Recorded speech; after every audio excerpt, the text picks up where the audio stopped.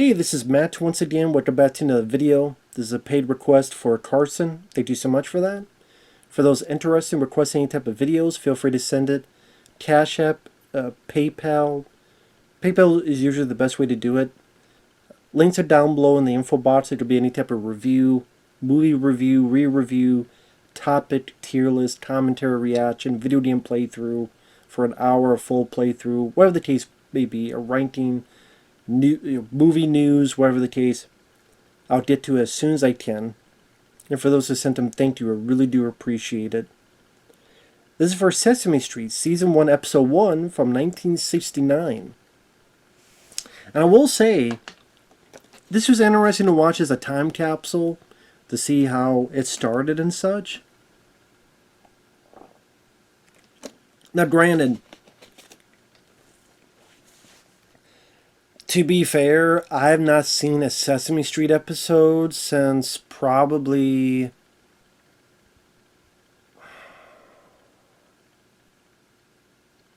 I'm really trying to think to give a sincere answer. I would say at least 30 years.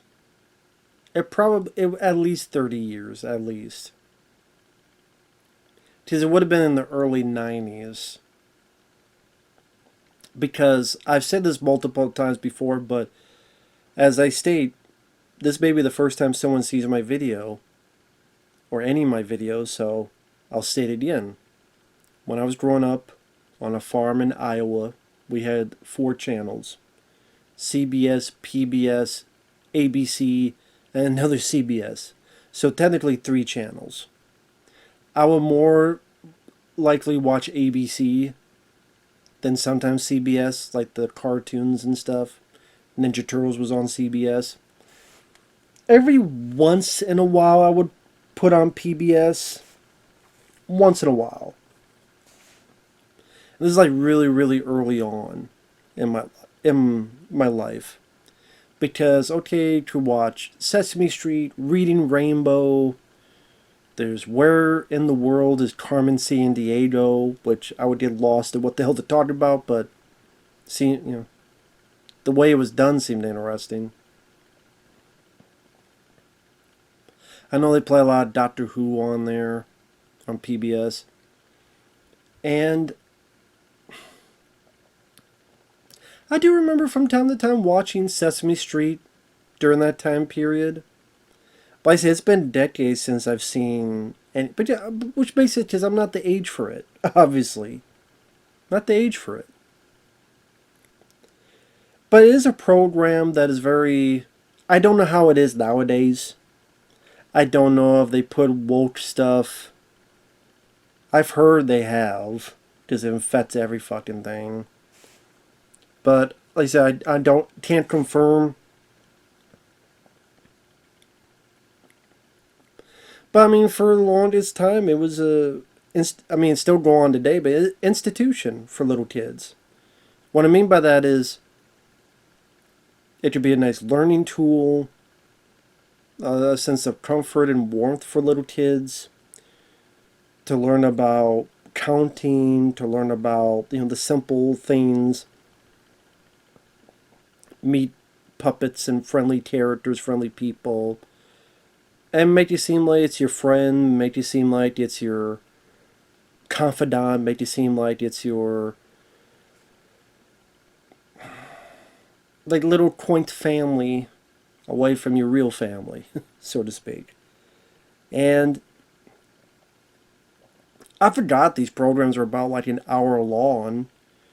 And so they try, at least in this, they try to put a lot of stuff into this.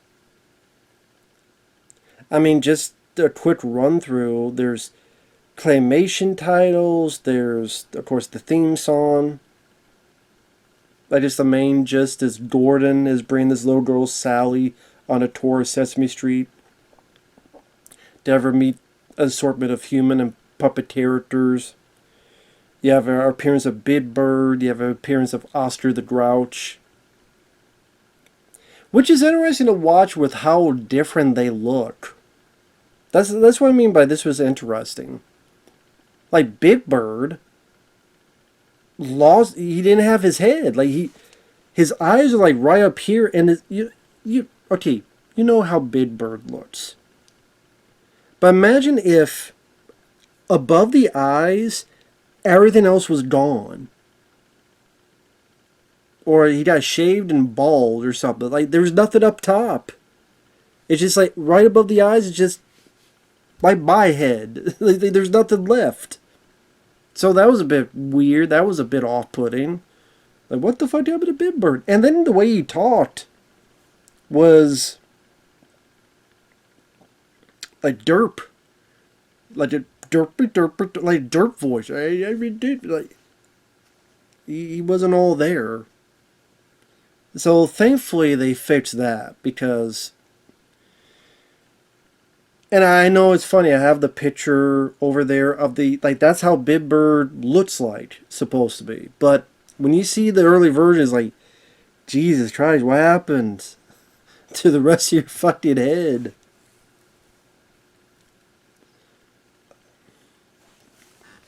Actually, let me see if I get my phone if I could show it on there. And then Oscar the Grouch, he's orange in this. I'm like, what the fuck? He's orange. So there's definitely some stuff they worked out the kinks for later on. But it was definitely weird to see an orange Oscar the Grouch and a derp sounding big bird that most of his fucking head was gone. Let me see if I can find this for you. But we also have Ernie and Bert. Ernie taking his bath. Bert, I don't know why Bert reminds me of Tom Hanks. I don't know why. But as I watch this, he just reminds me of Tom Hanks. I don't know why. And, some of the stuff with this is the letter W, and they talked a bit about bathing and washing. Numbers 2 and 3. Kermit the Frog actually appears. I didn't expect that because, I think of, the Muppets. But I guess it makes sense he would be on Sesame Street, but I don't know why. I always think they're just, not bitter enemies, but just different. But, oh yeah, it just makes sense that. I was just surprised to see Kermit the Frog on there. Because it's well before Elmo, well before all that other stuff. Sorry, I just really want to show people this. Because this was pretty crazy.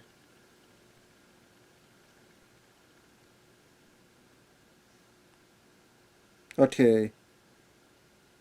Here's what I mean. Like, where's the rest of his head? See? Okay, imagine, you got the poster over there, Big Bird, and then this is what he looks like on the little side-by-side comparison. Like, what happened to his head? Like, where's the top of his head?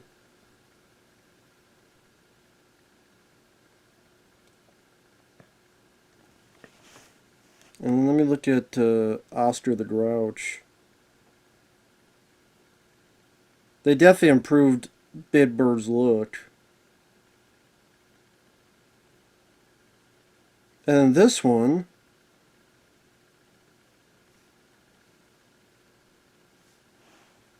it's fucking orange. I'll stop. There you go, orange. I'm like, what the fuck? Of course, you know Oscar as... Here we go.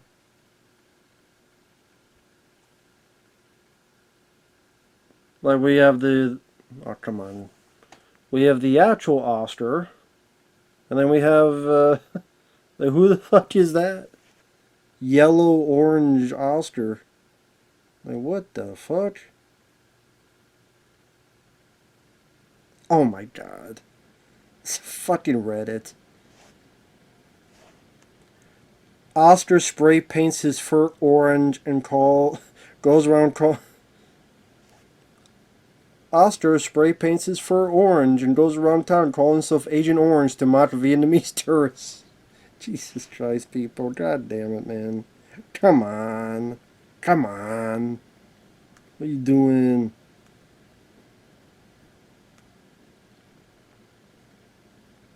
Anyway. So definitely been, some changes from the first episode onward. But I mean, it's weird to go through the plot of Sesame Street, but just some stuff in this first episode. Like I said, you have the old theme. I mean, you have the theme song.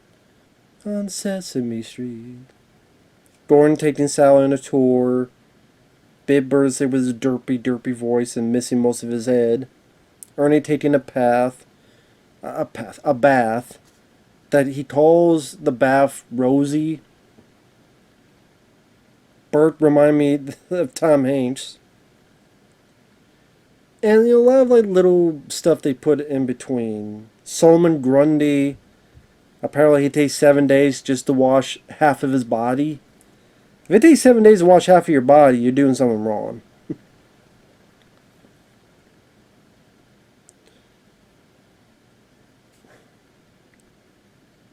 Kids washing themselves, which is a bit weird to watch, at least for me.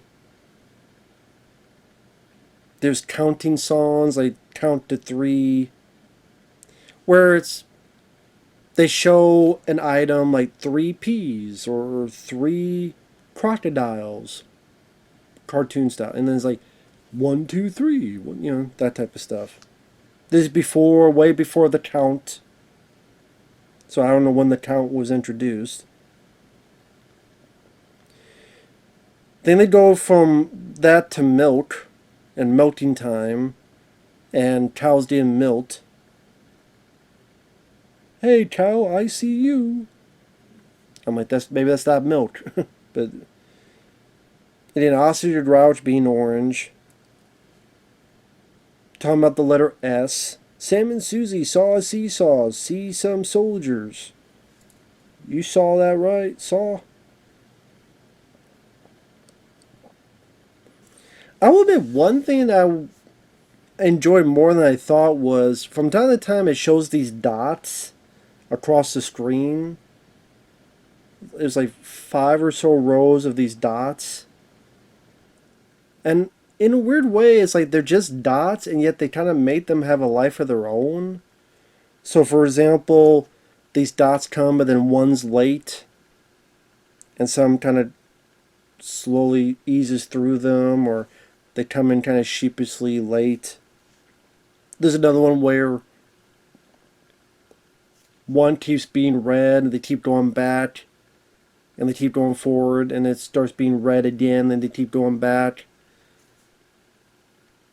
Or everybody decides to be red except the last one in order to be different.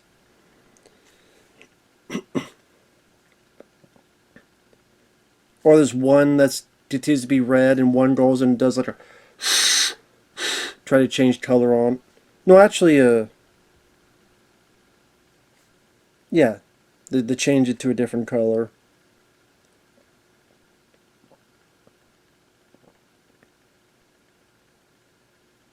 So, I mean, I don't know why, but the dot stuff was interesting to me. Because it's something simple, and they try to make these things have no faces, have no voices, but make the life of them and into them. So, something about that was interesting to me, I will say. They look into the letter E. And Ernie loves E. Hopefully not ecstasy. One guy, to me, he stole someone's dollar, but he takes $1, it keeps folding, then it will turn to a W. Yeah, but make sure you get that dollar back before he fucking steals it. Interesting to see Kermit. He introduces the letter W. This is the first appearance of the Cookie Monster. Now, you don't really hear him talk, but it's supposed to be a Cookie Monster, and he eats it, and so it becomes an N, then he eats more and becomes a V, then he eats more and becomes an I, And then Kermit has to keep changing. Oh, I just would talk about the end. Well, the V's a pretty good letter. Well, I mean, I's not so bad. So that was kind of a fun, goofy segment. Not every day it's not every day you see Kermit and the Cookie Monster in the same frame. So that was kind of cool.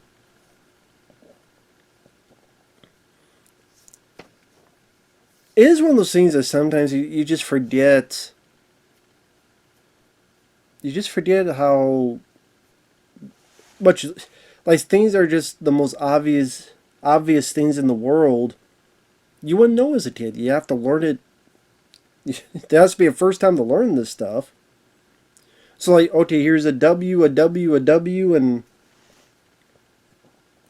something else. And it's like, one of these things are not like the other. Can you tell what it is? I'm like, no shit, Sherlock. It's the one that's not the W. But it's like for a little kid, they got, I guess, learn somehow. You hope school has taught them that kind of fundamentals, but the way schools are nowadays, they probably don't.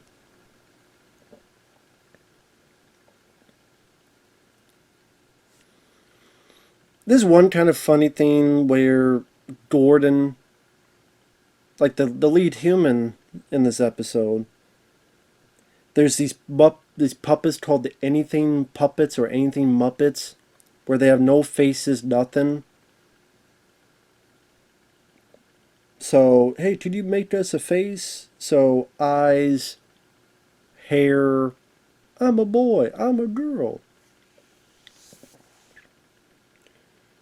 It's kind of weird because before you put anything on, they look like penises. With the way the wrinkles and the head, they kind of look like penises. So, I mean, I don't know if these Anything Muppets ever came back. Just nowadays they'd be used for, well, you're a boy, you want to transition to a girl? I just see them doing that. I hope not.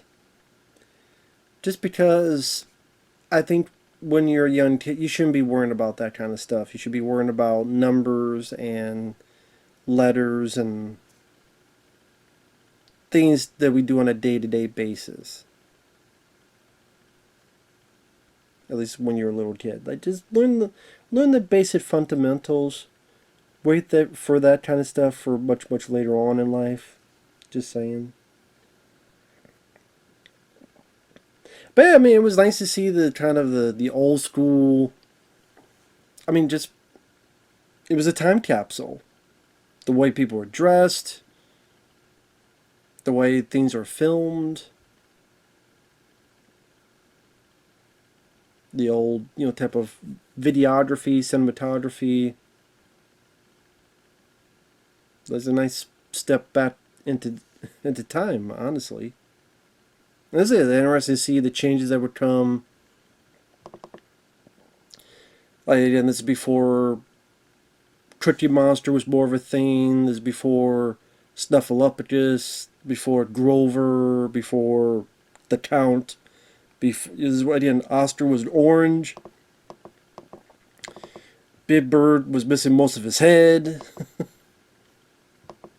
So again, it was interesting for that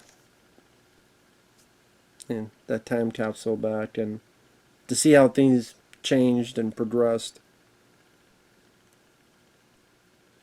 I was looking up on something, and they mentioned that Carol Burnett was on here, but I guess the version I watched, they cut her out, because I didn't see her on here, unless they were misleading me with whatever I was just trying to look up information on the show and stuff. But that'd be interesting for parents to ask them if they do still show their kids Sesame Street. Because I'm sure it's still on, of course, but I just wonder how many kids watch Sesame Street nowadays. Yeah, think. I mean, hell, if you think The Simpsons has been on forever, the Sesame Street is even more so.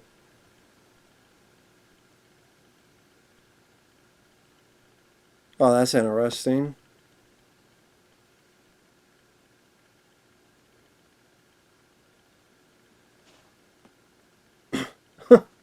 Well, that's ironic.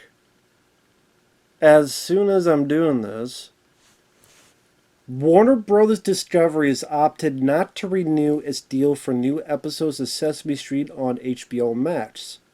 Per their previous deal, Sesame Street Library episodes will remain on Max until 2027. The current season 55 will still be available on Max soon. Hopefully another studio will buy the long-running children's show. So I didn't realize they went to Warner Brothers HBO Max. Someone says, put it back on PBS. So Warner Brothers dropped Sesame Street, and it's a picture of Elmo as a homeless person saying, need help. So that's depressing. So wow. Warner Brothers Discovery dropped Sesame Street. I would assume someone will pick it up because the name is such a recognizable name.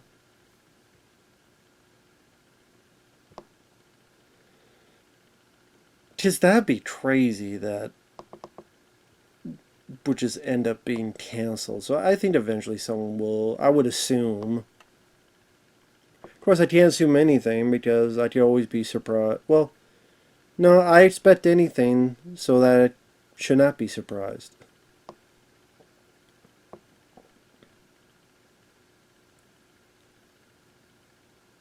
So it moved to HBO in 2016, then HBO Max in 2020. I didn't even know that. I didn't know it was on HBO.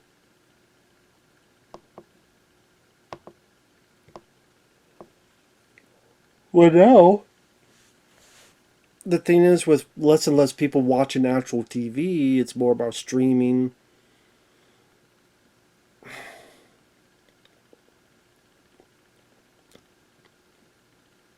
And I'm sure there's a lot of people involved with the show. A lot of people doing the puppeteering.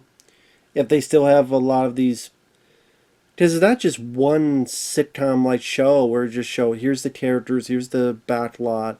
It's like, oh, here's a group of people just showing the different things you count. And some guy carrying pies and he keeps dropping the damn pies.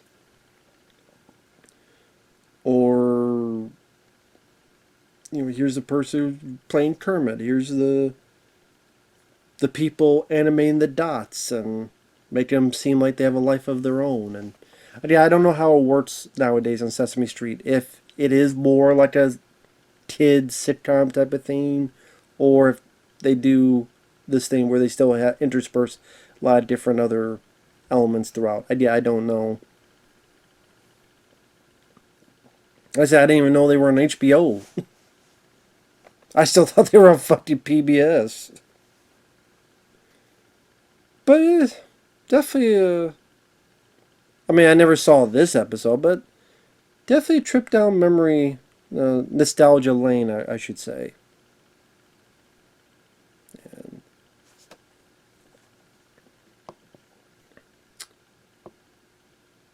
like I said, I don't think it'll be canceled. I'm sure someone will pick it up. Because of the name recognition alone. But that'd be a hell of a story if it did. So there you go.